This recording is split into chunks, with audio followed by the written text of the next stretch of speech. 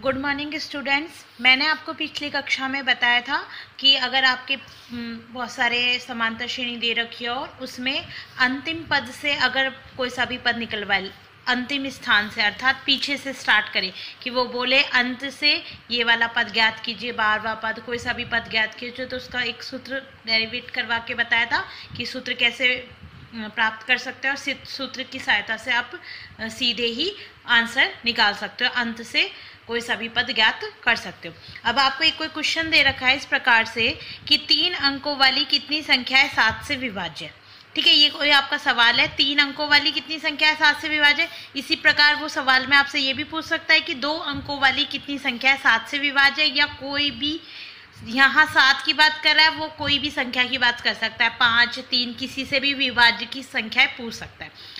ठीक है, तो आपको जैसे सवाल दे रखा है कि 3 अंकों वाली कितनी संख्या है 7 से विभाज्य, अर्थात आपको ज्ञात ये देखना है कि सबसे पहले आपको देखना होगा 3 अंकों वाली कौन सी संख्या होती है। आपको पता है 3 अंकों वाली सबसे छोटी संख्या होती है 100। उससे पहले तो क्या आता है 99। 99 में तो 2 अंक हो गए, तो 3 अंकों वाली सबसे छोटी संख्या क्या होगी 100, और सबसे बड़ी संख्या 3 अंकों वाली 999। उसके बाद क्या आ जाएगा 1000, और 1000 कितने अंकों की हो जाती है 4 अंकों की। अब इतना पता चल गया कि 3 अंकों वाली सबसे छोटी संख्या 100 और सबसे बड़ी संख्या हो जाएगी 999। ठीक है, फिर वो बोल रहा है कि 3 अंकों वाली संख्या है 7 से विभाज्य। अब ऐसी संख्याएं देखनी है 3 अंकों की जो 7 से विभाज्य हो।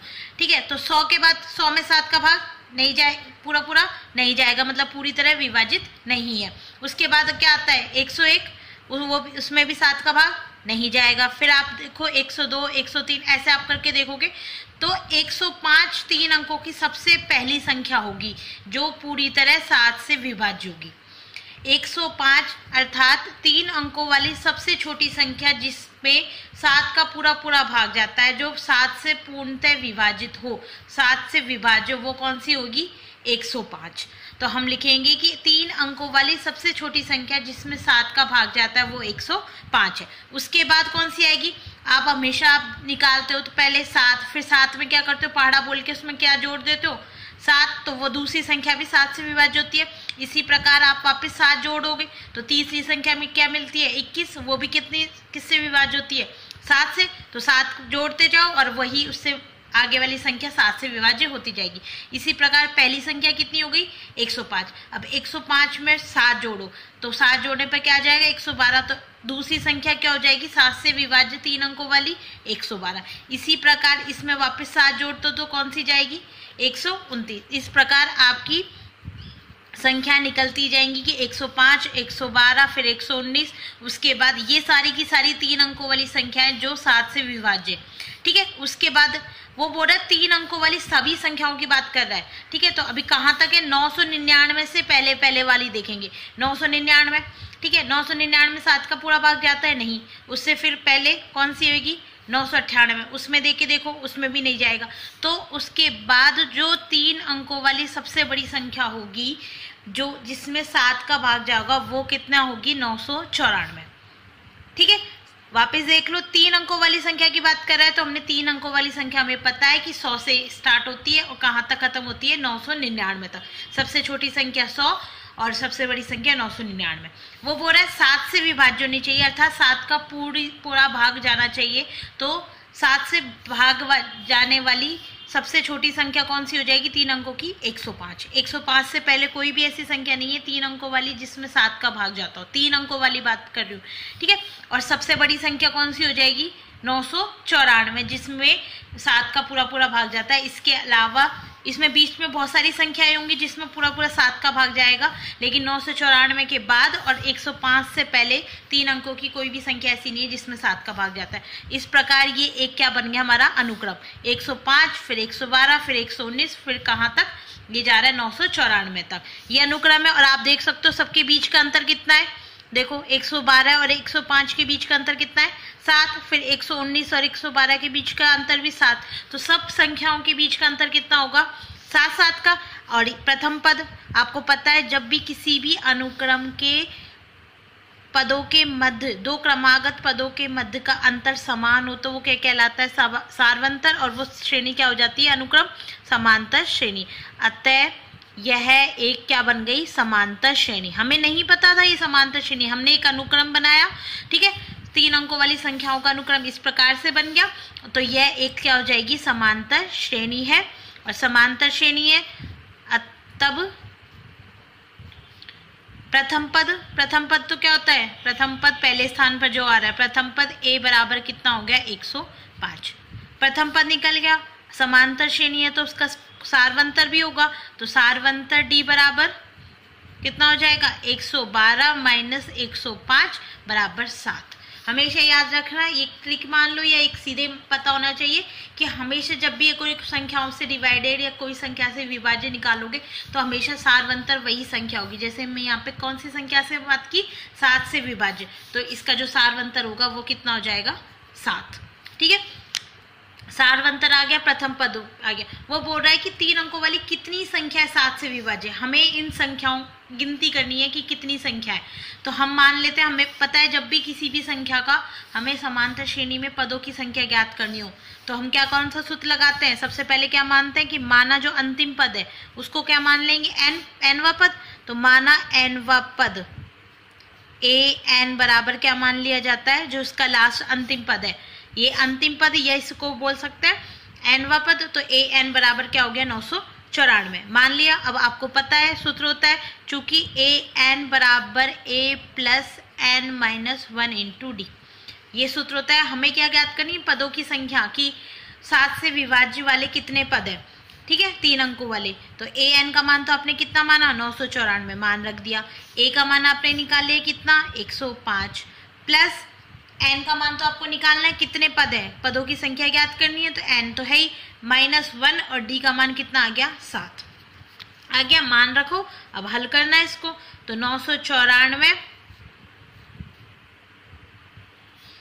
फिर 105 है, इधर आके प्लस में, इधर आके माइनस में, पक्षांतरण कर दिए 105 का, बराबर क्या हो जाएगा, 7 गुणा में n-1। क्या किया यहाँ पे, चूंकि 105 का दाएं पक्ष से बाएं पक्ष में पक्षांतरण करने पर, दाएं पक्ष से बाएं पक्ष में पक्षांतरण करने पर, पक्षांतरण किया। अब इसको आप हल कर लो, 994 में से 105 गए तो 994 में से 105 गए तो 14 में से 5 गए तो 9, 8 और ये कितना आ गया, 7। ठीक है, तो 789 बराबर, अब गुणा कर लो, ये 7 है गुणा में, इनके दोनों के गुणा में हो जाएगा, या ये 7 गुणा में इधर आके ये भाग में बदल जाएगा, और यहाँ क्या बचेगा, n-1। 7 एकम 7, फिर 7 एकम 7, और कितनी बार, सॉरी 9 में से 1 गए तो 8। ठीक है, तो 7 एकम 7, फिर कितनी बार गया, 2 बार, 14, फिर बचेगा 4-9 27, बराबर कितना आ गया, n-1। तो यहाँ से हमको किसका मान निकालना है, n का, तो 127, एक का पक्षांतरण कर दिया तो प्लस हो गया, तो n बराबर आ गया 128। तो 7 से विभाज्य वाली संख्या आ गई कितनी, 127। अतः 3 अंकों वाली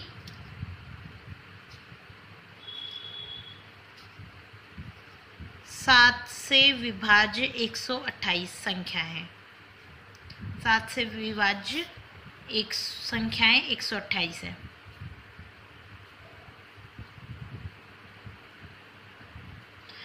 वापस देख लीजिए कि 3 अंकों वाली संख्याओं की बात कर रहा है, तो हमने सबसे पहले देख लिया कि कौन सी संख्या 3 अंकों की होती है, तो सबसे छोटी संख्या और सबसे बड़ी संख्या।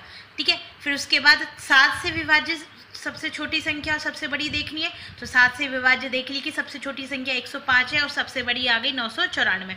ठीक है, इस प्रकार हमने एक समांतर श्रेणी के रूप में बना लिया।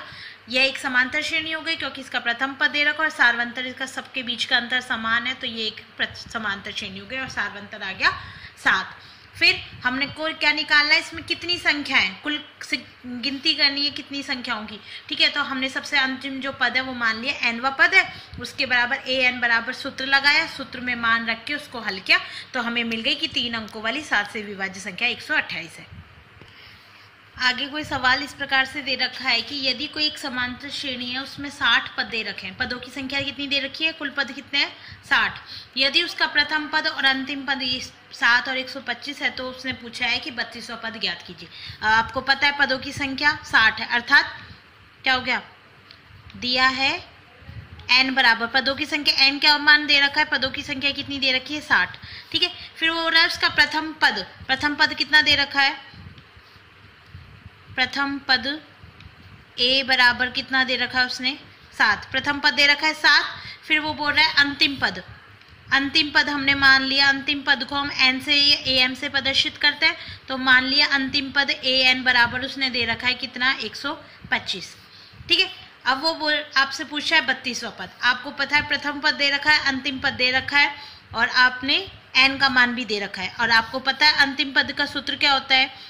अब आपको क्या निकालना, किसी भी पद को ज्ञात करने के लिए आपको हमेशा क्या पता होना चाहिए, एक तो प्रथम पद और एक साथ में क्या पता होना चाहिए, सार्वंतर डी, तभी तो आप कोई भी समांतर श्रेणी निकाल सकते हो और उसका कोई भी पद ज्ञात कर सकते हो। लेकिन आपको एक सूत्र पता है अंतिम पद या nवें पद का कि an बराबर a plus n minus 1 into D, ये पता है।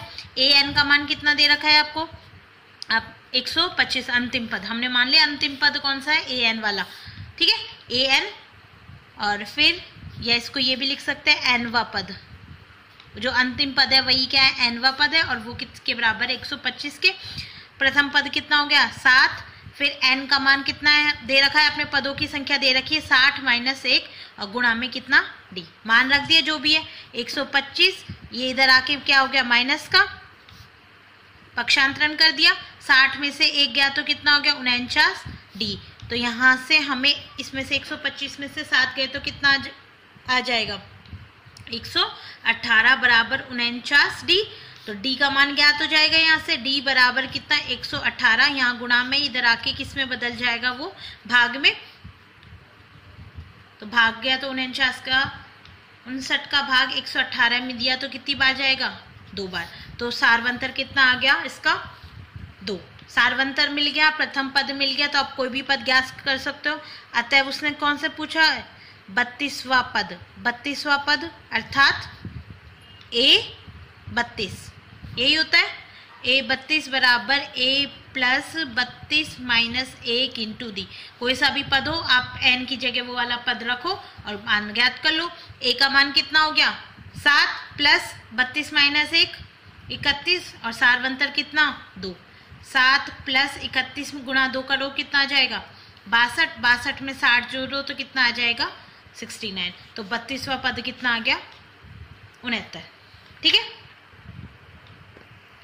अब आप आगे समझिए कि यदि आपको कोई समांतर श्रेणी इस प्रकार से दे रखी है कि वो बोल रहा है कि 4 संख्याएं समांतर श्रेणी में, ठीक है, तो आपको एक समांतर श्रेणी में पदों का चयन, मतलब आपको संख्याएं देखनी हो किसी भी समांतर श्रेणी की, आपको संख्याएं नहीं दे रखी, सिर्फ इतना बोल रखा है कि 4 संख्याएं समांतर श्रेणी में, तो आप उनको किस प्रकार से मानोगे। ठीक है, आप अपने तरीके से मान सकते हो, लेकिन अगर सम और विषम रूप में मानोगे तो आपको सवाल करना सरल हो जाएगा। जैसे माना, एक पहले मैं उदाहरण से समझाती हूँ कि उदाहरण कोई दे रखा है कि वो बोल रहा है कि 3 संख्याएं समांतर श्रेणी में, 3 संख्याएं समांतर श्रेणी में है। वो बोल रहा है कि वो संख्याओं का उसने आपको योगफल दे दिया और साथ में उसका क्या दे दिया गुणनफल, और वो पूछ रहा है कि वो संख्याएं कौन कौन सी है। जैसे इस प्रकार से कोई सवाल दे रखा है कि 3 संख्याएं समांतर श्रेणी में है, यदि उनका योग -3 व उनका जो गुणनफल है वो दे रखा है उसने 8, तो वो पूछ रहा है आपसे संख्याएं, तो संख्याएं ज्ञात कीजिए। अब तक आपको पद दे देता था, सार्वंतर दे देता था, या फिर आपको प्रथम पद या समांतर श्रेणी इस प्रकार से दे देता था और आपसे आगे कोई भी पद पूछ लेता था, ठीक है, या कोई पदों की संख्या निकलवा लेता था। यहाँ पर बस सिर्फ इतना दे रखा है उसने कि 3 संख्याएं समांतर श्रेणी में है, यदि उनका योग दे रखा है, उनका गुणनफल दे रखा है, तो संख्याएं ज्ञात करनी है। ठीक है, तो अब कैसे ज्ञात करोगे। पद नहीं दे रखा, प्रथम पद नहीं बता रखा, सारवंतर नहीं बता रखा, तो आपको मानना पड़ेगा। आपको ये तो पता है कि समांतर श्रेणी में है। अब समांतर श्रेणी किस प्रकार से होती है कि हाँ, आपको ये पता है कि समांतर श्रेणी होती है कि प्रथम पद उसका क्या होता है ए, द्वितीय पद उसका क्या होता है ए प्लस डी। ठीक है, सारवंतर जोड़ते जाओ, समांतर श्रेणी के पद निकलते जाएंगे। तो पहला पद ए, दूसरा पद हो गया ए प्लस डी, तीसरा पद क्या हो गया ए प्लस 2d। यही होता है, मतलब जोड़ते जाओ और आपके आगे की पूरी समांतर श्रेणी बनती जाएगी। ये हुआ। ये तो आप एक जनरल टर्म में लिखो, लेकिन इससे जो करते हैं प्लस की संख्या जोड़ते जाएंगे और उन सबका योग करेंगे तो आपका सवाल बहुत कठिन बन जाएगा। तो उस सरल सवाल को सरल बनाने के लिए हम हमेशा इस प्रकार से मानेंगे कि पद मान सकते हैं। जैसे अगर मैं कोई संख्या, सम संख्या की बात करूं कि वो बोल रहा है कि सम पद ज्ञात करने हैं, सम संख्याएं ज्ञात करनी है, तो हम मान लेंगे कि समांतर श्रेणी में जो स्थित संख्याएं हैं वो इस प्रकार से, उनका इस प्रकार से सुविधा के अनुसार हम चयन करेंगे। जैसे हम उसका प्रथम पद माने, क्या प्रथम पद मान लिया हमने उसका a माइनस डी। ठीक है, फिर अगला पद क्या हो जाएगा, आपको पता है ये कोई समांतर श्रेणी है, इससे पहले भी पद संख्याएं होंगी। ठीक है, a, तो a में से क्या घटा दूं d, तो इससे पहला वाला पद निकल जाएगा। फिर इससे पहले वाली अगर कोई संख्या ज्ञात करनी हो तो उसमें से कितना घटा दूं 2d। यही तो मतलब है कि जैसे ये प्रथम पद है, अब मान लीजिए ये वाला प्रथम पद है, प्रथम पद में क्या जोड़ दूं d, a माइनस 2d में वापस क्या जोड़ देते हैं हम, सारवंतर जोड़ देते हैं। तो क्या आ जाता है 2d में से 1d गया तो कितना बचेगा, सिर्फ 1d माइनस का, तो a माइनस डी। फिर उसमें वापस d जोड़ दिया तो क्या वापस मिल गया हमको a। आगे के ऐसे पद निकलते जाते हैं, तो हमने मान लिया कि प्रथम पद हमारा क्या है a 2d। ये तो एक निरूपित करने का तरीका है कि हम इसको प्रथम पद को a मान लेते हैं। यहाँ पर मैंने मान लिया कि इसका प्रथम पद क्या है a माइनस 2d। ठीक है, तो इस प्रकार से हम एक सुविधा के अनुसार हम पदों का चयन इस प्रकार से करते हैं कि मैंने मान लिया इसका प्रथम पद क्या है a माइनस डी, तो इसका अगला पद कैसे होगा, उसमें d जोड़ते जाओ वापिस, तो सारवंतर क्या मिल जाएगा a। फिर उसके बाद अगला पद कैसे निकालेंगे, वापिस उसमें सारवंतर d जोड़ दो। हमेशा ये पता है कि आपको सारवंतर दो क्रमागत पदों के बीच का अंतर हमेशा समान होना चाहिए, वो बस एक समांतर श्रेणी है।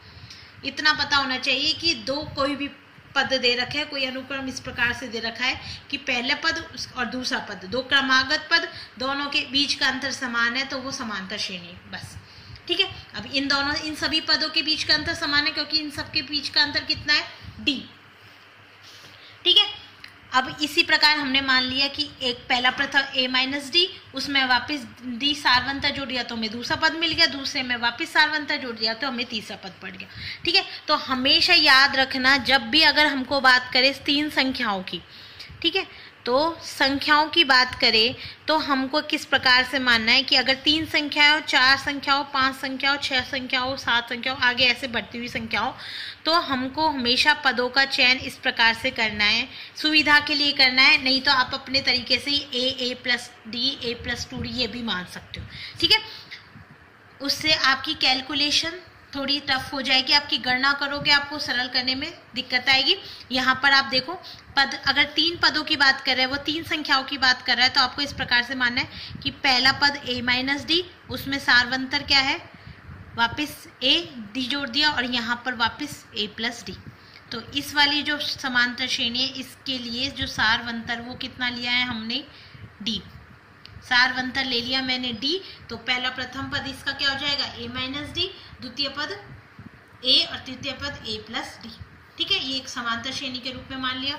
अगर कोई संख्या वो बोले कि कोई समांतर श्रेणी में तीन संख्याएं या चार संख्या इस प्रकार से, तो आपको किस प्रकार से मानना होगा, a माइनस डी, फिर a minus a plus D, ठीक है, और फिर a माइनस 2d और a प्लस में 2d। ठीक है, अब देखो इसके बीच का, सबके बीच का सारवंतर भी वही है, कितना है 3d। ठीक है, अब इसके बीच का जो सारवंतर वो हमने कितना लिया है 2d। अंतर समान होना चाहिए, हमें नहीं पता कि d ही ले, हमने मान लिया d की जगह ये पूरा d है। ठीक है, अंतर समान हो तो उसे बोला जाता है सार्वंतर। अब इनके बीच का जो अंतर है वो कितना है, 2d। इनके बीच का अंतर भी 2d है, इनके बीच के अंतर भी 2d है। 2d जोड़ते जाओ, उसके बाद आपकी एक समांतर श्रेणी के रूप में बन जाएगी। इसी प्रकार 5 पद है, ठीक है। सम संख्याओं के लिए आपको याद रखना, बस सम संख्याओं के लिए आपको कैसे मानना होगा, a माइनस बीच के पद तो मानने पड़ेंगे, a माइनस डी फिर और a प्लस डी। सम संख्याओं में 2 पद बीच में होंगे, उसके बाद आपको 2d जोड़ते जाओ, मतलब 2 जोड़ते जाते हैं तो आपको पता ही है कि 2 जोड़ते जाओ तो अगली सम संख्या मिल जाती है, फिर अगली विषम संख्या मिल जाती है 2 जोड़ने पर। तो a प्लस 2 में 3d, फिर उसके बाद 6 पदों की बात कर रहा है तो यहाँ पे कितना जुड़ जाएगा, साथ में 5d भी। आगे बढ़ते हुए में तो प्लस में, पीछे घटते हुए किसमें, माइनस में, तो a माइनस 5d। अगर 6 मानने हो तो इस प्रकार मानने हैं, ठीक है, और 5 मानने हो तो a फिर a प्लस डी और a प्लस 2d, फिर यहाँ पे a माइनस डी और a माइनस 2d, ठीक है। इस प्रकार से आपको पदों का चयन करना पड़ेगा, ठीक है। 3 संख्याओं की बात कर रहा है तो इस प्रकार से मानो, क्योंकि आपको पता है यहाँ माइनस है यहाँ प्लस है, जोड़ने घटाने पर ये कुछ ना कुछ कट जाएगा, इसलिए हम करते हैं, ठीक है। यहाँ पर देखो 4 है, 4 पद है, तो यहाँ पर हमने इस प्रकार से मान लिया कि सार्वंतर मान लिया इनके बीच का 2d, जिससे यहाँ के मान घट जाएंगे और काटने में और सरल करने में हमको आसानी होगी, ठीक है। तो आप ये चीज का ध्यान रखना कि अगर कोई संख्या इस प्रकार से दे रखी हो कि 3 संख्याएं समांतर श्रेणी में, 4 संख्याएं समांतर श्रेणी में, तो आपको किस प्रकार से मानना होगा, ठीक है। नहीं तो आप अपने जन्म तरीके से भी मान सकते हो, ठीक है। ये चीज का देख लेना। फिर अब जैसे आपको ये सवाल दे रखा है कि 3 संख्याएं समांतर श्रेणी में है, तो यदि उनका योग -3 और गुणनफल 8 है तो आपको संख्याएं ज्ञात करनी है, ठीक है। तो हमने मान लेंगे, हमको पता है 3 के लिए किस प्रकार से संख्याएं मानते हैं, तो माना समांतर श्रेणी, माना 3 संख्याएं जो समांतर श्रेणी में है निम्न है। पहले आपको संख्या माननी पड़ेगी। आप ऐसे ही तो मानते हो, जब भी कोई भी संख्या मानते हैं, कुछ भी दिया जाता है तो आप यही मानते हो कि माना x। इस प्रकार हमने यहाँ पर भी क्या मान ली, 3 संख्याएं जो समांतर श्रेणी में है वो निम्न है। कौन कौन सी मान ली, 3 है तो माननी कौन कौन सी है, पहली मान ली a माइनस डी, फिर दूसरी संख्या मान ली हमने a और तीसरी संख्या मान ली a प्लस डी। 3 संख्याएं ये तो ये, 4 संख्याएं तो इस प्रकार से मानना है, 5 है तो इस प्रकार से और 6 हो तो इस प्रकार से। तो 3 संख्याएं जो समांतर श्रेणी में a माइनस डी, a और a प्लस डी, ठीक है। फिर वो बात कर रहा है आगे सवाल में, क्या बोल रहा है, यदि उनका योग -3 है, ठीक है। इन तीनों संख्याओं का योग दे रखा है तो क्या लिखेंगे, प्रश्नानुसार। आपने ऐसे सवाल किए होंगे 8वीं 9वीं सभी में है कि प्रश्नानुसार तीनों संख्याओं का योग दे रखा है। ये 3 संख्याएं मानी है तो हमने मान लिया कि a minus D plus a plus D बराबर कितना है, उसने योगफल कितना दे रखा है, -3। तीनों संख्याओं का योग उसने बोल रखा है -3, तो हमने तीनों संख्याओं को जोड़ दिया। तीनों संख्याओं का योग से हम इससे एक समीकरण बन जाएगी। देखो -d और -d से +d कट गया, यहाँ पर 1a 2a और 1 3 है, तो कितना, ये a का मान तो कितना हो जाएगा 3, और -d से -d चला गया तो यहाँ से -3, तो यहाँ से हमको a का मान मिल जाएगा -3/3 बराबर -1। आपको यहाँ से a का मान मिल गया। हमने इसी प्रकार से मानिए, अगर देखो अगर हमें मानती कि यहाँ पर a प्लस डी और a प्लस 2d, इस प्रकार से 3 संख्याएं मानती, ठीक है, तो हमको उनको क्या करना होता, जोड़ a प्लस डी और a प्लस 2d। इन तीनों संख्याओं का जोड़ किसके बराबर दे रखा है, -3। अब देखो यहाँ पर 1 2 और 3 a हो जाता, प्लस में 3 ही d हो जाता, और यहाँ पे -3। यहाँ से हमको सीधे ही प्रथम पद का मान मिल गया, लेकिन इस प्रकार हमको संख्याएं मानने से हमको एक समीकरण बन जाएगी हमारी, कि यहाँ पर हमारी एक समीकरण बन गई इस प्रकार से। 3 का भाग सभी पदों में दे दिया तो हमारी एक प्रकार की ये समीकरण मिल जाएगी, हमको डायरेक्ट a का मान नहीं मिलेगा, ठीक है। फिर आपको दूसरी चीज दी हुई है गुणनफल वाली, उससे आपको आगे दूसरा समीकरण बनानी पड़ेगी और उसको हल करके आपको प्रथम पद और सार्वंतर का मान निकालना पड़ेगा। लेकिन इस वाली विधि से, इस वाले तरीके से मानने से हमको डायरेक्ट ही प्रथम पद का मान मिल गया, ठीक है, आपकी कैलकुलेशन है जो गणना वो कम हो गई। फिर आपने प्रथम पद का मान है, फिर दूसरा द्वितीय वो बोल रहा है कि आगे क्या बोल रहा है कि उन सभी संख्याओं का, तीनों संख्याओं का गुणनफल, तीनों संख्याओं का, जैसे जैसे सवाल बोलता जाए आप बस वैसे वैसे करते जाओ। तीनों संख्याओं का गुणनफल कितना दे रखा है उसने 8। आपको पहली संख्या क्या थी a माइनस डी, दूसरी संख्या a और तीसरी संख्या क्या है a प्लस डी। तीनों संख्या उनका गुणा में कर दिया, वो किसके बराबर आ गया 8 के। यही है, अब गुणा में कर रखा है तो अब इनको गुणा में मान, पहले आपको देखो यहाँ से गुणा में कर सकते हो a स्क्वायर माइनस का ए डी, फिर वो किससे गुणा होगा a प्लस डी से। ठीक है, अब गुणा कर लीजिए, a क्यूब माइनस ये वाला पद इससे हो गया तो a स्क्वायर डी, फिर ये वाली संख्या इससे हो जाएगी तो प्लस की a स्क्वायर डी, और ये वाली इससे गुणा हुआ तो माइनस का a डी स्क्वायर बराबर कितना। कर दिया हमने सभी पदों को एक दूसरे से गुणा।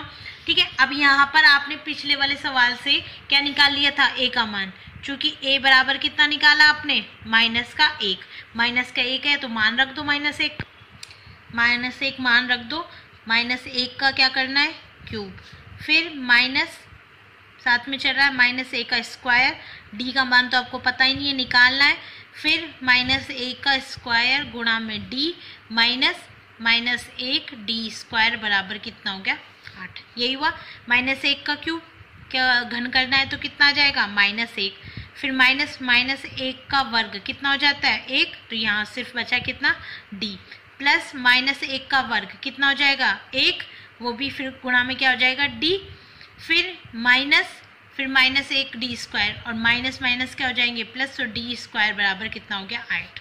ये माइनस डी से ये प्लस का डी घट गया तो क्या बचेगा हमारे पास सिर्फ डी स्क्वायर -1 बराबर कितना 8, यही बचेगा। यहाँ से हमने डी स्क्वायर का मान क्या निकाल लिया 8 प्लस 1, तो डी स्क्वायर बराबर कितना हो जाएगा 9 आ गया। डी स्क्वायर वर्ग तो मतलब क्या करना है, यहाँ से वर्ग का जो कि दूसरे पक्ष में जाकर किस में बदल जाएगा वर्गमूल में, तो डी के क्या कितने मान आ जाएंगे 2, प्लस और माइनस 2 मान आ जाएंगे प्लस और माइनस के, तो कितना मान आ गया डी का, या तो प्लस -3 भी कर सकते हैं और -3। ठीक है, अतः तीनों संख्याएं ज्ञात करनी है, अतः तीनों संख्याएं कौन कौन सी हो जाएंगी, तीनों संख्याएं। ठीक है, पहली क्या थी a माइनस डी, तो कितना हो जाएगा a का मान कितना निकला -1। अगर हम a का मान तो ले लें, आपसे दो प्रकार की इक्वेशन बन जाएंगी, जब तीनों संख्याएं, जब a का मान तो हो -1 और d का मान पहला मान ले लें हम प्लस वाला 3, और जब a बराबर कितना हो जाए -1 और a का मान तो 1 ही और d का मान कितने 2, तो दोनों के आधार पर हम संख्याएं बना सकते हैं। तो a माइनस डी, पहली संख्या a माइनस डी थी, दूसरी संख्या a थी और तीसरी संख्या a प्लस डी थी, यही थी। a की जगह मान रखा -1 और d की मान रखा -3, तो पहली संख्या कितनी हो जाएगी हमारी -4, फिर यहाँ पर दूसरी संख्या -1 और तीसरी संख्या -1 और प्लस में 3, तो कितनी आ जाएगी आपकी 2। तो आपकी तीन संख्याएं कौन कौन सी हो जाएंगी -4 -1 और कितनी 2, ये आ गई तीनों संख्याएं। अगर जब a का मान -1 और d का मान कितना हो जाए -3, दो स्थितियां बन गई, पहली स्थिति में ये और दूसरी स्थिति में ये, तब a का मान रखो तो a माइनस डी, a और a प्लस डी, तीनों संख्याएं ये a माइनस डी अर्थात -1 -3 कितना हो गया -1 तो कितना हो गया 4, तो पहली संख्या कितनी आ जाएगी आपकी 2। ठीक है, फिर उसके बाद दूसरी संख्या -1, तीसरी संख्या कैसे निकालोगे -1, वापस उसमें क्या जाएगा -3, तो कितनी आ गई -4। ठीक है, अब देख लो तो संख्या वही आ जाएंगी -4, 2 -1 और -4, तो वही देख लो संख्या आ गई -4 -1 और 2, यहाँ भी वही 2 -1 -4, संख्या दोनों से बराबर ही आएंगी, तो आपकी अभिष्ट संख्याएं कौन कौन सी हो जाएंगी? 2 -1 -4, कैसे भी लिख सकते हो, तो संख्याएं हैं। ठीक है, थैंक यू। इसी प्रकार आपका ये वाला सवाल है वो और देख लीजिएगा कि 4 संख्याएं समांतर श्रेणी में, तो उन संख्याओं का योग दे रखा है कितना? 50। फिर आगे बोल रहा है कि सबसे बड़ी संख्या सबसे छोटी संख्या की 4 गुनी है। ठीक है, इस प्रकार से सवाल दे रखा है कि कोई समांतर श्रेणी है, समांतर 4 संख्याओं की बात कर रहा है, तो किस प्रकार से मानना है आपको? 4 संख्याएं a - 3d, फिर a + d, a - d और a प्लस का 3d। ठीक है, इस प्रकार से आपको चारों संख्याएं माननी है। वो बोल रहा है कि चारों संख्याओं का योग कितना दे रखा है आपको? 50। तो इन सभी संख्याओं को क्या करना है? आपको जोड़ना है, अर्थात a - 3d प्लस में a + d, फिर प्लस में a - d प्लस में a प्लस का 3d बराबर कितना हो गया? 50। जोड़कर a का मान निकाल लेना। a का मान यहाँ पर कितना आ जाएगा? देखो, a बराबर आ जाएगा 50/4। ठीक है, ये 3d से 3d कट जाएगा और d से d कट जाएगा, 4a आ जाएगा, वो किसके बराबर आ जाएगा? तो a का मान ये आ जाएगा। फिर आगे सवाल में दे रहा है कि सबसे बड़ी संख्या सबसे छोटी संख्या की 4 गुनी है। अब आपको पता है कि सबसे बड़ी संख्या कौन सी होगी? a - 3d, a + 3d, और दोनों संख्याएं प्लस में, तो सबसे बड़ी संख्या ये और सबसे छोटी संख्या a - 3d। ठीक है, यही तो है बढ़ते हुए क्रम में, पहले -3d है, फिर बढ़ रही है, फिर d जोड़ते जा रहे हैं और आपकी संख्याएं बढ़ती जा रही है। तो सबसे छोटी संख्या, वो बोल रहा है कि सबसे बड़ी संख्या कितनी हो जाएगी इसकी? a + 3d। सबसे छोटी संख्या a - 3d, यही होगी। a - 3d सबसे बड़ी और सबसे छोटी।